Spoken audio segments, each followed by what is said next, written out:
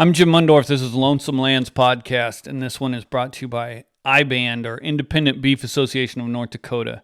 They had invited me up to speak at their annual meeting, and that is what this podcast is. And so if you are a member, or if you're a North Dakotan, or especially if you're a North Dakota cattle producer, this is an organization that you need to be a member of, because they are fighting, like they say in their name, for your independence. They're an independent group. And just yesterday they were down in Rapid City for the Rally for Freedom, where joining the fight against these electronic ID ear tags in the mandate that's getting pushed on cattle producers. And right now they're also fundraising there's a number of wildfires in North Dakota that are affecting their ranchers. And so if you're anywhere, I'll have a link for their website, and you can donate. There's a Hey donation link there, and there's Venmo, different ways you can help out those ranchers that are dealing with the loss of feed and cattle up there.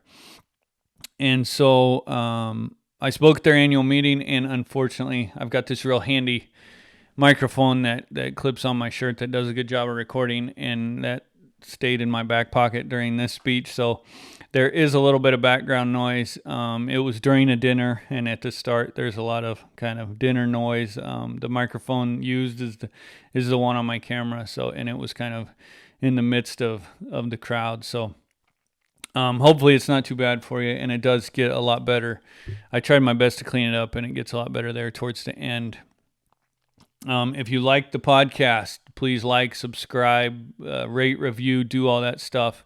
You can find it on YouTube, Spotify, Apple, all the places. The main thing really is to share it if you like it. Share it and get more people to listen or watch. And if you really like it, go to lonesomelands.com. Click on the subscribe button, and there's a number of different ways you can support it there, and that link will be in the description. So here I am at IBAND's annual meeting. And thank you all for having me out here. And that was a pretty good introduction, because you kind of hit on some of the stuff that I'm going to be talking about. Last couple of times Brett's been introducing me, and he calls me a journalist, and I always kind of bristle up about that a little bit, and I'll get into that later, but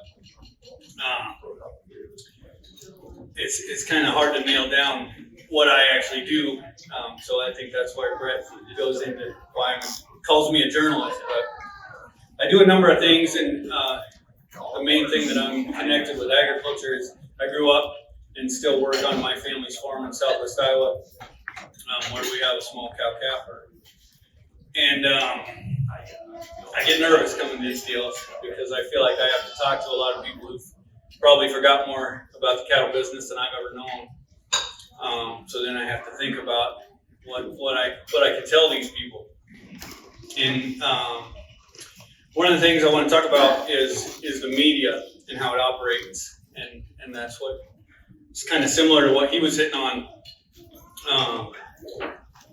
And I've always, for some reason, had an interest in the media and kind of how it operates. And I never really thought about where a farm boy gets his interest in media. And then I was talking to a gal. I did a podcast that's going to come out soon with a girl named Keely Cavello, and she runs a very similar website to mine, which is called unone.com. And she is a very independent mind, kind of like I am, and is all for the independent producer. But she grew up in California, and she went through journalism school, and she actually worked for a newspaper. I think it was Washington Post in D.C. So she's really been ensconced in the journalism world. And I asked her, I was like, how did you go through all that and still come through as kind of with this kind of independent thought? And she said, well, her dad was a large animal vet in Northern California in ranch country. And she said, well, it probably had something to do with riding around with my dad listening to Rush Limbaugh. And I thought that was pretty interesting, because I saw some of you in South Dakota in January, and I brought up how on my family's farm, the center of we fed cattle when I was a kid, and we always had stuff to work on. So the center of the farm was always to shop because there was always something going on in there. And Rush Limbaugh was always playing between 11 a.m. and 2 p.m. In that shop. And this isn't an endorsement of Rush Limbaugh. I know we have some Democrats here. But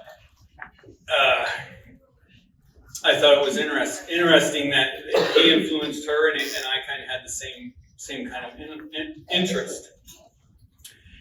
And as I look back over the years, I kind of think about things, and he was definitely not right about everything. I think in this past week, I'm curious what he would have thought about his old buddy Dick Cheney endorsing Kamala Harris, and how that would have turned out on a radio show. But he was right about some stuff. And I think what I talked about in South Dakota was he was right about climate change. He would make jokes about it. I can remember Katrina happened, and looking back on that, I think he was more right than probably all the climate scientists and meteorologists at the time, because the narrative at that time was we were going to see all these horrible hurricanes, they were going to increase, and all these horrible things were going to happen with the weather, sea level rise and all that. And he said it wasn't going to happen. And he actually had a doomsday clock for when Al Gore said the end of the world was going to happen due to climate change.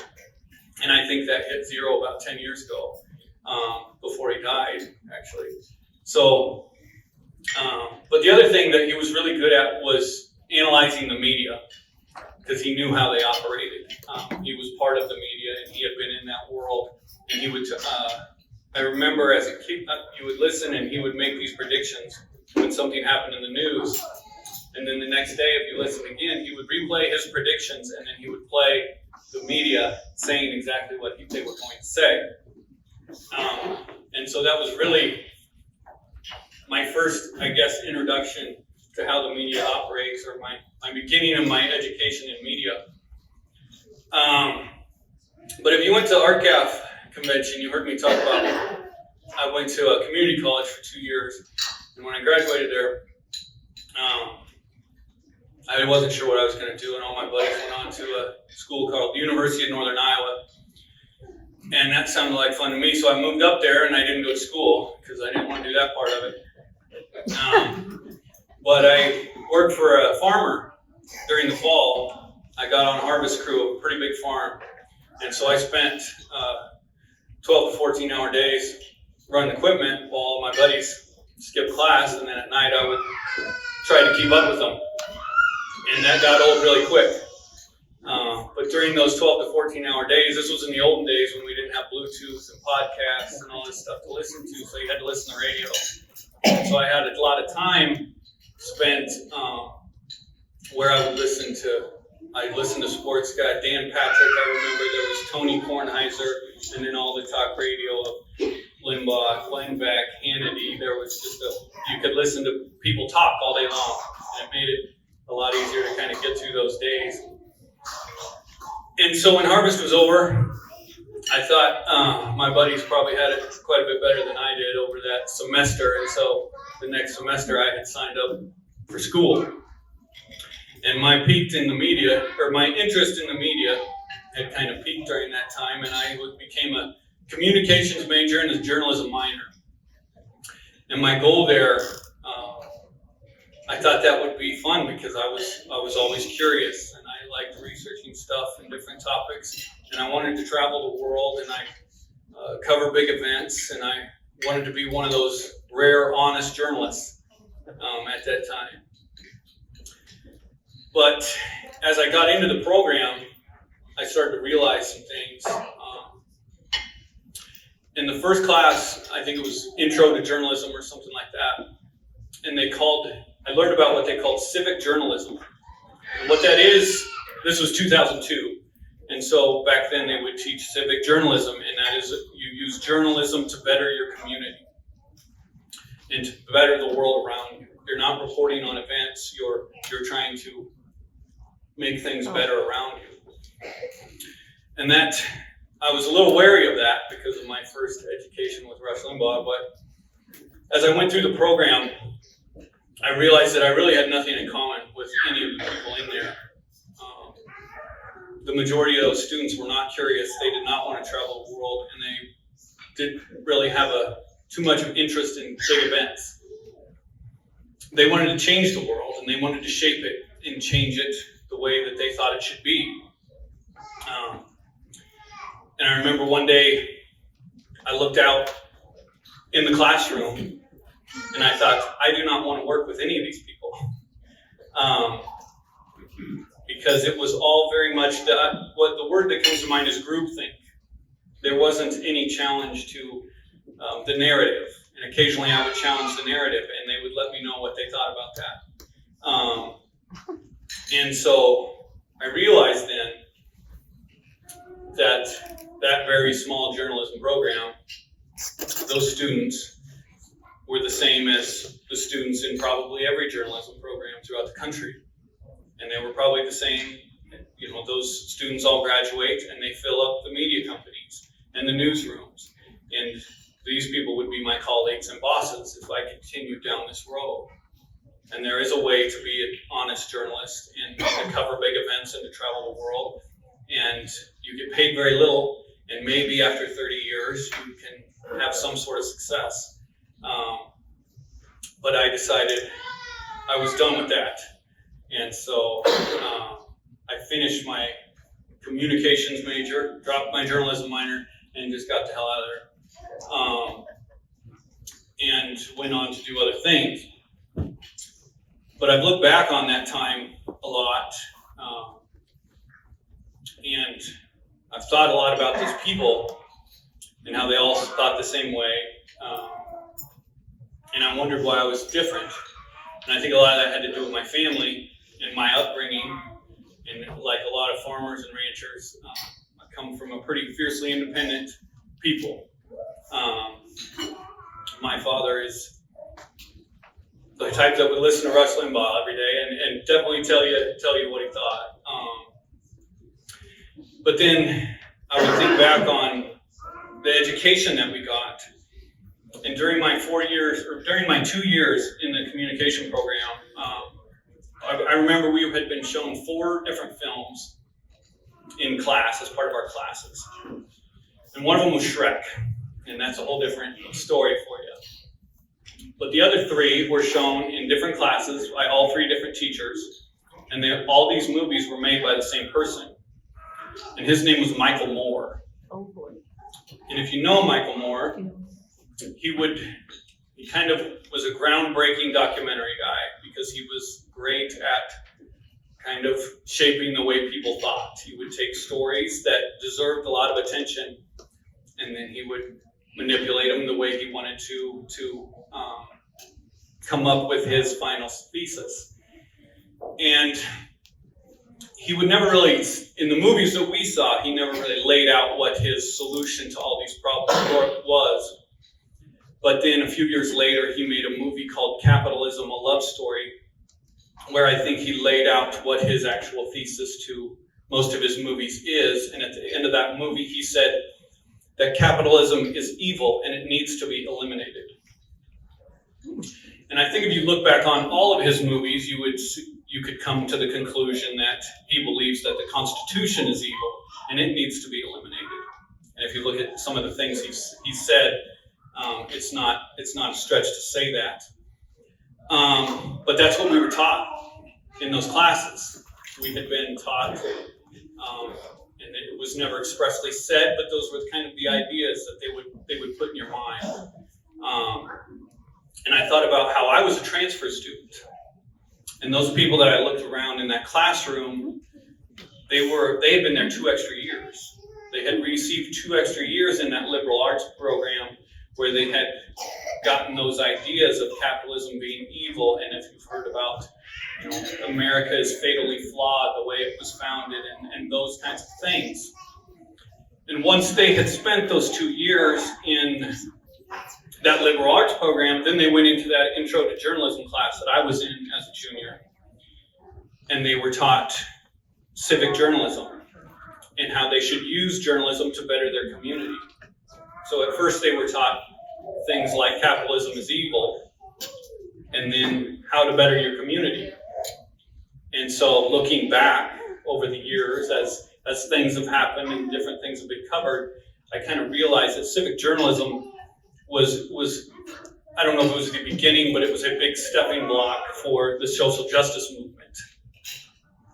And what we've ended up with today with this woke culture and everything that they talk about and the problems in the media. And my point in all this is to know that when you're reading or listening or watching something, you always need to ask yourself why. Why am I getting this message from this person? I talked about Rush Limbaugh, and I'm going to talk about indoctrination. I use the word indoctrination a lot. And I said Rush Limbaugh wasn't always right, and I can remember he was adamant that Iraq had weapons of mass destruction, and that someday we were going to find them. And I realized that Rush Limbaugh had been indoctrinated because he didn't ask why. He was getting these messages from his friend, the Bushes, and Dick Cheney, and that's what he believed, and he was very adamant about it. So indoctrination can work in everything. All of the message you receive can be some sort of indoctrination. And as I was putting this together, I thought I better look up what exactly the definition of indoctrination was. And what I came across was, as soon as I typed it into Google, it came up: the process of teaching a person or group to accept a set of beliefs uncritically. And so I like that word uncritically, because that's the key to indoctrination. If you don't criticize the messages you're getting, then you're being indoctrinated. And so my point is, I guess, to always ask yourself why, no matter what you're listening to. Why is this person telling me this? And you could be asking yourself that right now. Even though I'm guessing some of you might be asking, what the hell does this have to do with cattle business? And so that's what I'm going to get into. But the reason I wanted to share that is to kind of give you an idea where I'm coming from and where these ideas come from. And where I come from is a very skeptical place.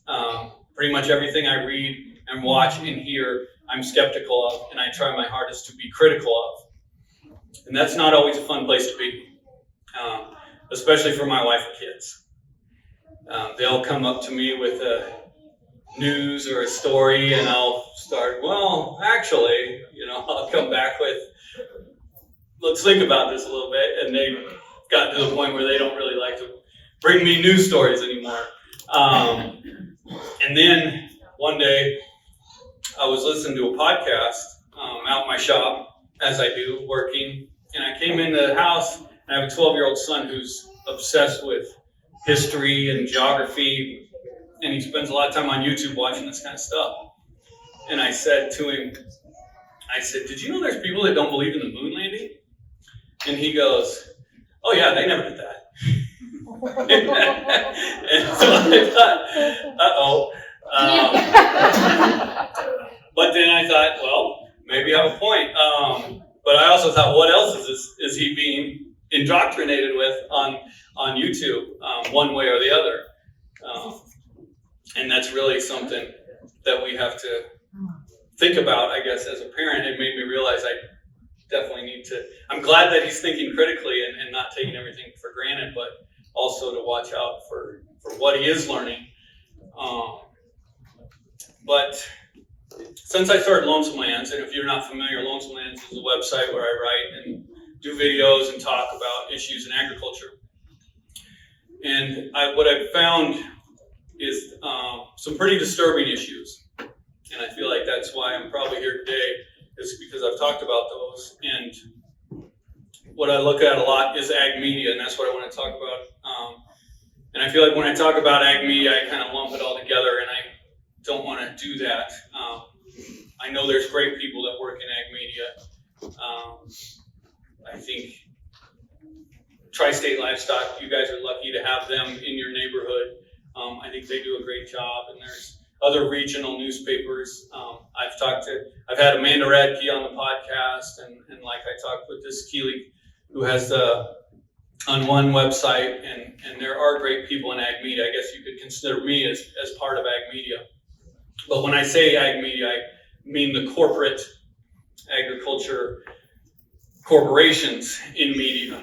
And really there's two main ones, and one of them is Farm Progress, and they have Beef Magazine, and then the gigantic one is Farm Journal.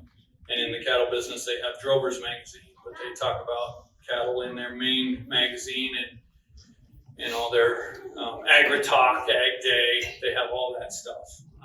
Farm Journal they have a magazine for pretty much every sector of agriculture. And when I look at those corporations, I think back about that classroom I had of those people that I didn't want to work with, and how it was all groupthink, and how no one really challenged the narratives. And that's kind of what I see in those places. There's no pushback against the indoctrination. And in media, I think especially ag media, I mean, you've all seen the Drovers where they're about 10 pages long, and 8 of those pages are advertisements. And that's where the indoctrination can come from. You can't challenge those narratives because that's how they pay the bills. But one of the most disturbing things I've seen since starting Lonesome Lands in the media is that it's no longer corporations that are controlling the narrative. It's now the USDA. The government is giving massive amounts of money to a journalism company. And that is through the USDA's Partnership for Climate Smart Commodities. And it's a $3 billion program, government program, that includes every major food and agriculture corporation. If you look through it, you can find pretty much all of them in there. And the one I'm going to talk about is what I've talked about before to some of you in South Dakota last January, and that is a $40 million grant awarded to Farm Journal. And I believe that is an indoctrination campaign after looking into it. And it's focused around 4 letters, MMRV. And that is measure, monitor, report, and verify. And that is what they want you to do with your greenhouse gas emissions. That is the goal. And they don't, this isn't a conspiracy theory, they don't hide it. If you go to the USDA website and you type in measure, monitor, report, verify, articles come up telling you how they plan to have all of agriculture do these things. And that's their goal with this program. And the reason they're giving $40 million to a media company is to indoctrinate you, to get you to go along with this. And they're doing it in the cattle industry. This isn't just cattle, it's all of agriculture. It's Farm Journal's program. And the beef part of that program is called Trust in Beef. That's the cattle part. And a couple weeks ago in North Dakota, you got visited by the Sustainable Beef Tour or something. Trust in Sustainability and Beef Tour or something like that. And they came up here, and I happened to be driving a truck that I couldn't hook my phone up, so I went back to the olden days and I was listening to radio, and Agri-Talk came on, which is a Farm Journal program, and they were talking to the people in North Dakota about the Sustainable Beef Program, and they had all these wonderful things to say.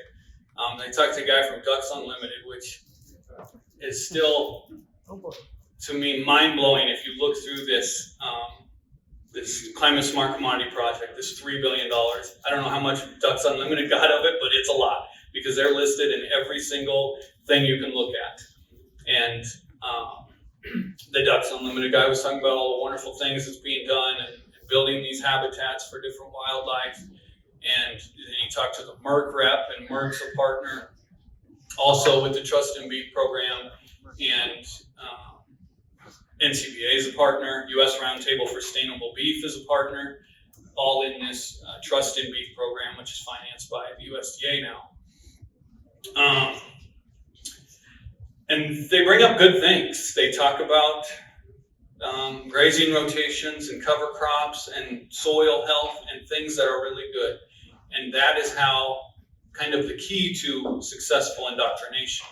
You have to make people realize, bring in these good things, but then kind of like Michael Moore talks about these problems that need real solutions. But then at the end, you tell them what your solution is. And the solution is MMRV. Measure, monitor, report, and verify. And of course, what you have to do with that, the key to measuring and monitoring and reporting and verifying is data. And in March, Farm Journal came out with 8 types of digital data you need to collect. And that's for all of agriculture. It's kind of based on farming here. They have about every aspect in there. But in that very same month, Drover's Magazine came out and said, data capture adds value. The goal for this whole program is to get you to capture data. If you were listening to Brett earlier, data is very valuable and it can help your program.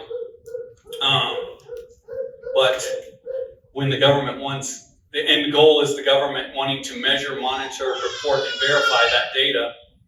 And when it's really based on greenhouse gas emissions, the goal for you being able to collect all this data is eventually they will monitor your greenhouse gas emissions.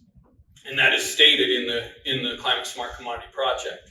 If you look at the description of all of these of where all this money goes to, there's a monitoring section where they explain how they're going to monitor it all. And I can get more into that, but really the key in the cattle world to monitoring data is electronic ID tags. And so that brings me to the next disturbing thing I have seen lately, and that is an op-ed by the NCBA president, and I don't know how to say his last name, Mark Isley. Mark Isley. I don't know him, but when I think about NCBA, it also takes me back to that classroom of groupthink where no one is challenging the narrative. And you know, that if you want to be part of the cool kids club and be at the big parties and go to the big fancy conventions, you just have to go along with it. And I think, you know, like I said, I don't know Mark, but I think if you go along with it enough and you push it hard enough and you're a big enough deal, you get to be president. And what he wrote, what I see this as, this is entitled, Inaction on Animal Traceability is Unacceptable. And so I see this, you know, they had their convention and they had their big push to, they had their policy where they wanted to support a EID mandate for all cattle. Their members said that they didn't want that. They were not able to pass that. And what this article does is it kind of says it's unacceptable. He's pushing back on the member policy. But as I read this, one sentence really popped out to me. And it said, NCBA has long advocated for tag data to be held by private third-party companies like Cattle Trace rather than USDA. And that sounds great. That goes back to kind of you lead with these good ideas. But if you look at who Cattle Trace is, who they want to hold all of your third-party data, and if you look at their website, there's a lot of NCBA connections, which is not surprising. NCBA has a traceability committee, and a number of those guys are part of this Cattle Trace. But on their website, they say it was established as a private, not-for-profit corporation to securely maintain and manage the data collected for disease traceability. And they want to do that through EID tags. And then if you look harder, you'll see that the chairman of the board of Cattle Trace is Mark Gardner. And you might remember Mark Gardner because he testified in the Senate about the cattle market and gave pretty much a completely opposite testimony as to what Justice Tupper testified when that was during the same session. And that's when I first heard about Mark Gardner, and I didn't know who he was, and I was watching this, and when he talked, I was like, this guy sounds like I was texting back and forth with Shad Sullivan, and I said, this guy sounds like a beef packer. And I looked him up, and he's a cattle rancher in Kansas. He has Gardner Angus, if you've ever heard of that. But he's also the chairman of another board, which is U.S. Premium Beef. And U.S. Premium Beef is a partner with National Beef. Not too many years ago, they were the majority owner of National Beef. So they were the owner of the fourth largest beef packer in the country. And now they own 15% of it.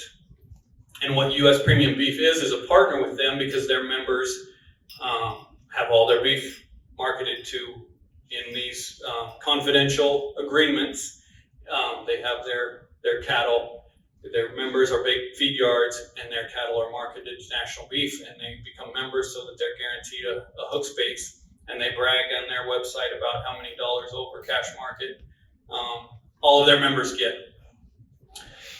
And so what you have is the chairman of the board of both Cattle Trace and U.S. Premium Beef, who is a partner with the fourth largest beef packer in the country, and NCBA is advocating for Cattle Trace to, what did they say, manage, maintain all of the data on these EID tags. And I don't know Mark Gardner. He might be a great guy, and he might be the most honest guy that ever lived, but I feel like that's a conflict of interest. When you have someone who's partnered with a beef packer managing and maintaining all of the information on the EID tags that they want all cattle to wear. And so if you look further into Cattle Trace, you'll find that it's all the typical affiliates of NCBA, which are partnered in this program. The Texas Cattle Feeders, TSC, Texas Southwest Cattle Raisers, Iowa Cattlemen, I believe, Nebraska Cattlemen, all the big cattle feeding states who are affiliates with NCBA are part of this. But also the North American Meat Institute. And just real quick, another disturbing thing we've seen in the past few months is that the Department of Defense has signed this contract to develop, I've looked into it, but I'm not that sure how it works. It's worth $500 million, so $500 million for lab meat.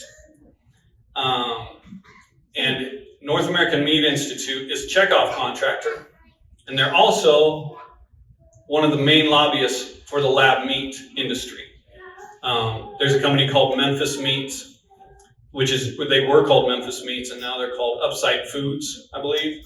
And they're a lab meat company. They're the ones Bill Gates has invested in, and they're the ones Tyson Foods and Cargill has invested in. And they brag on their website that North American Meat Institute is their lobbyist. And so they are a partner. Not only are they a checkoff, they get part of your checkoff dollars, but they're also a partner in who the NCBA wants to manage and maintain all of the traceability data on EID tags. And the last disturbing issue I guess I want to talk about is something, if you've been here today, you've heard a lot about, and that is, that is closing the loop. The other Drovers magazine I have here is closing the loop. Innovators at Black Shirt Feeders lead the industry into a new era with data and technology. This is a promotion for Black Shirt Feeders, and if you haven't been here today, Black Shirt Feeders is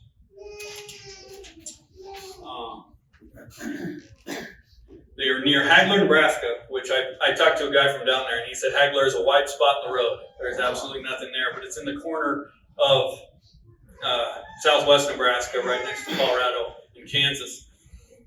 And they will have the capacity of 150,000 head, all standing on a concrete pad, a full square mile, replete with accompanying biodigester. So they are the country's largest feedlot. And here they have a diagram of the loop. And if you'll notice, closing the loop is a great headline because the loop is closed and you're not in it. The goal here, it it says how they operate this is we supply the semen and Alta or Gen X distributes it to a dairy, and then the dairy signs a contract with the GK Jim Farms to sell those calves either as day olds or after a growing period when they are shipped to the feedlot for finishing. And so here the loop is the semen goes to the dairy calves are AI'd, the calves get pulled off after a day old or a growing period, and they go to this NM Nucan LP, which I looked on the internet, and they are the least online company I've ever seen. So I have the feeling that they are probably a grow area for dairy calves or beef on dairy calves, which, like they just said in the article, are pulled off after day one. Then they go to the black shirt feeders, and then the data. It's all about the data. It goes back to the semen companies where they can fine tune it to get you the best ever beef on dairy calves. Not you, but the consumers that you compete with for shelf space. And so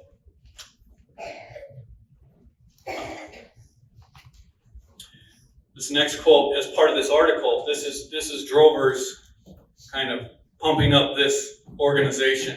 And it says, this is a game changer. This enables progress like what we've seen in poultry and swine.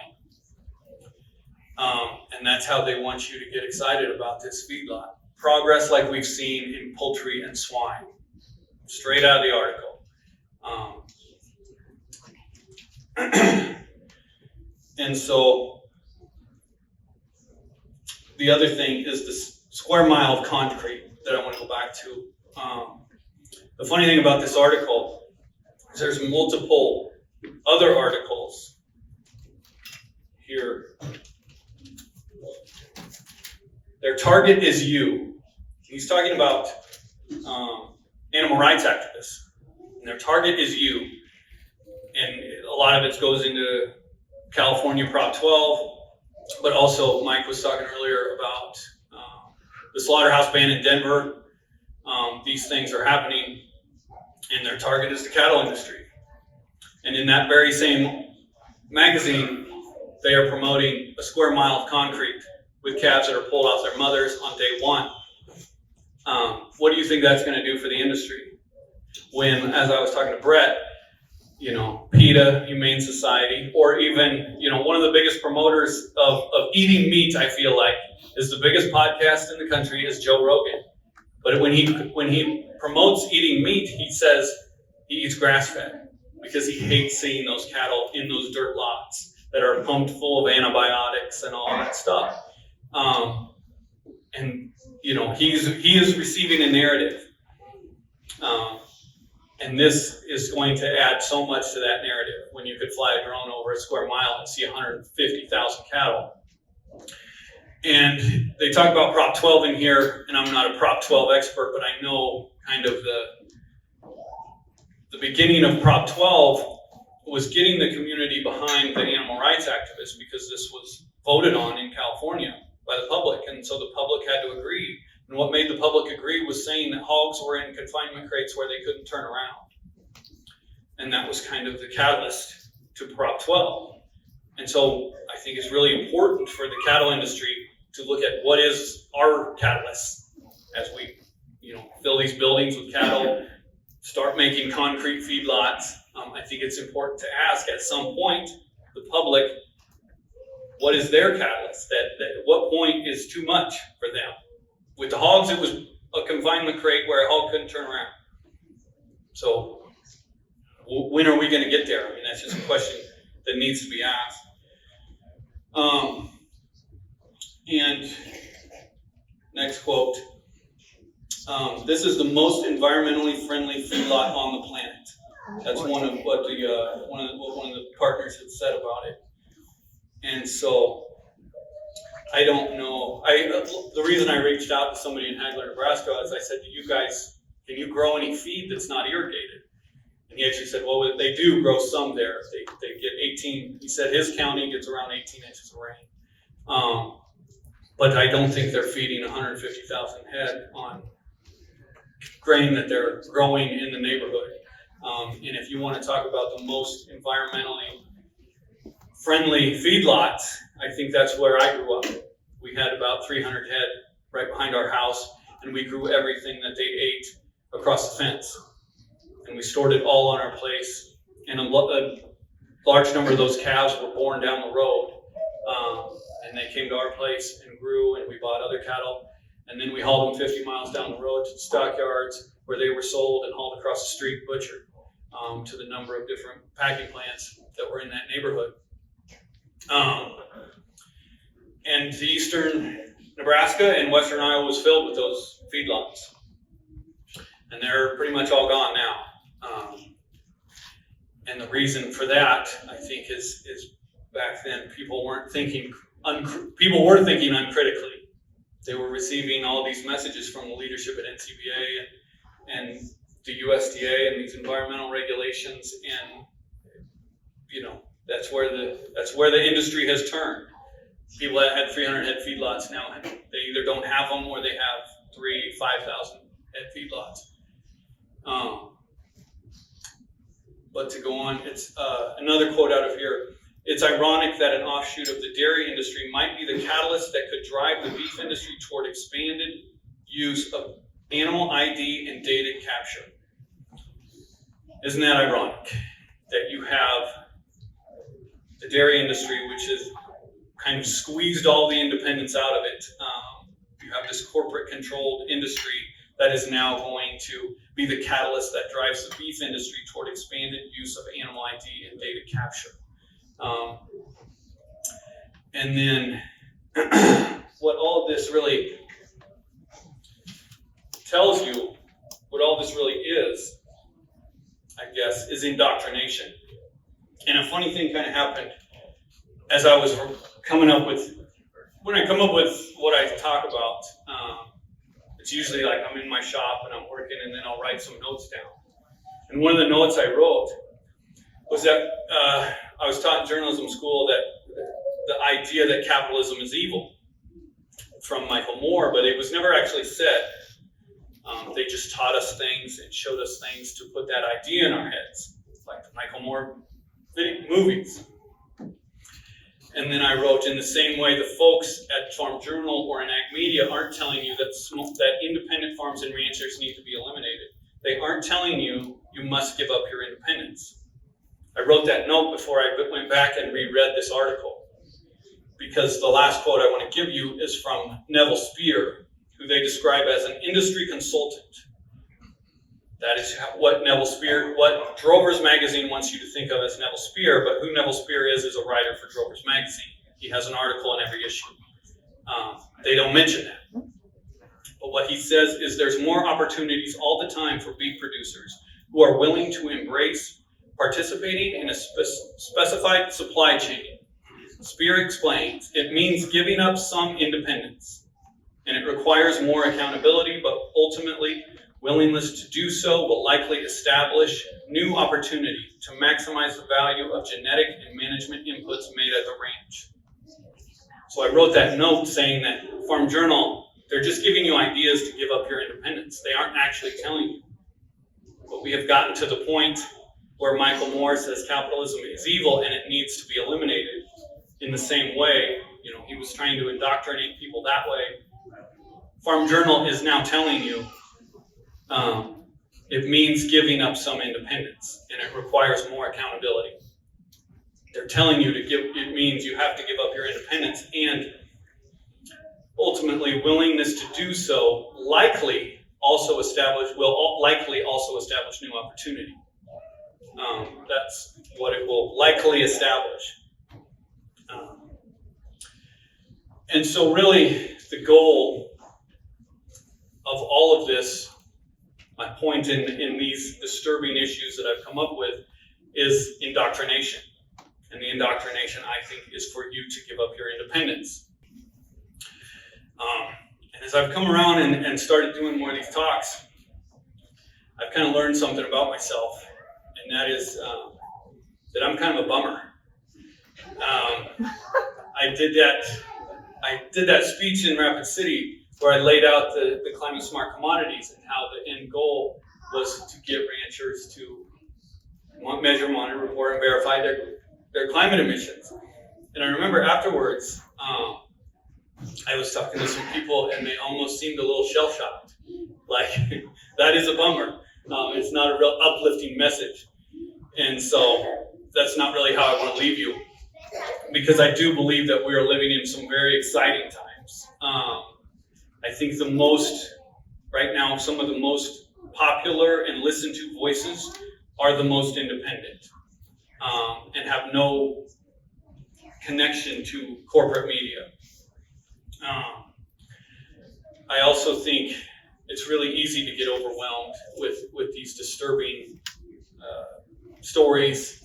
If you look at things critically and you realize that the goal is indoctrination and the goal is to take away your independence. But I think that it's exciting that you're hearing them.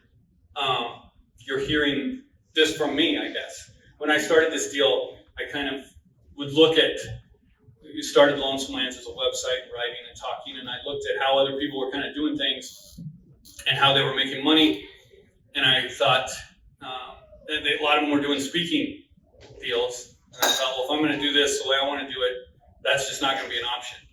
And here I am. So I really appreciate you guys having me out here. But I think 5 to 10 years ago, you would not have been hearing this. That article would have went in drovers, and people would probably, said some things about it, but it would go on. And I think we're in a much different place. I think 5 to 10 years ago, this push for EID cattle that you saw during the NCBA convention, and Corbett Wall came out every morning explaining what it was, and we had kind of this push back against it. I don't think that would have happened 5 or 10 years ago. I think all these cattle would be all cattle would be mandated at this point.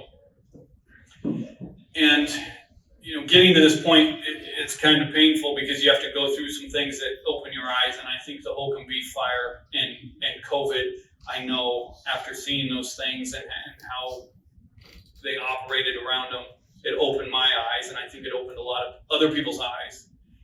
And I think all of us a lot more people are thinking more critically, and I think we're better off for it. And we're raising kids that have to think critically, because now that you can't trust a lot of stuff that's out there. And I think the cattle industry is actually lucky by being the last kind of bastion of independence in the agriculture industry. I think back, they talk in that article that if you could be, if you join this loop of data and giving up your independence, you could be the next poultry or swine producers. And I'm kind of fascinated by the hog industry. And I've looked into that collapse, and while I was doing that, I called Eric Nelson, who feeds cattle in Western Iowa, and during the 90s, he raised hogs. And I asked him about the hog collapse, and he gave me a story that I won't forget. He said he was driving in Oklahoma back in the 90s, and he went over a hill, and he saw this gigantic hog barns as far as you could see. And he went home, and he started selling his pigs. And he liquidated his pig operation before the market crashed. And he survived. But a lot of guys didn't. And now I'm thinking about, and I look back on that, and I wonder if he drove over that hill and he saw the first footprint of the first hog barn, would he have went home and sold all of his hogs? And I think we're living in a much different place. And this article is telling you, you're seeing the first footprint of the first hog barn. Mm-hmm. And it's black shirt feeders. And when Eric, back then there was, the hog farmers didn't have RCAF or USCA, and they didn't have IBAN to go to. And we are in a much better place now because of these independent organizations who really value independence. And so there's really two things I want to leave you with, and that is to be critical and to always think and read everything you think and read and hear and listen to. You need to be critical of it, because we're really you hear that we're living in this age of information where we're always overwhelmed with information. And the definition of indoctrination tells you that it only works if it's looked at uncritically. The key to not becoming indoctrinated is to look at things critically. And the last thing I want to say is that the I of I-band is the most important and valuable. It's the independence. And you need to protect it, like your farms and ranches' survival depends on it, because I truly believe that it does. And it's really easy to get mad at Drovers and Beef Magazine for what they're doing, but in a way, I'm pretty thankful for them, because they're laying out the plans of the USDA's climate smart commodities and of the corporations, and that plan is to take your independence. And this country was founded by a Declaration of Independence, and that independent spirit is really what has made the country great. And a lot of our farms and ranches have been handed down by some fiercely independent people. And it is our job now to keep that independent spirit alive for the next generation. Thank you.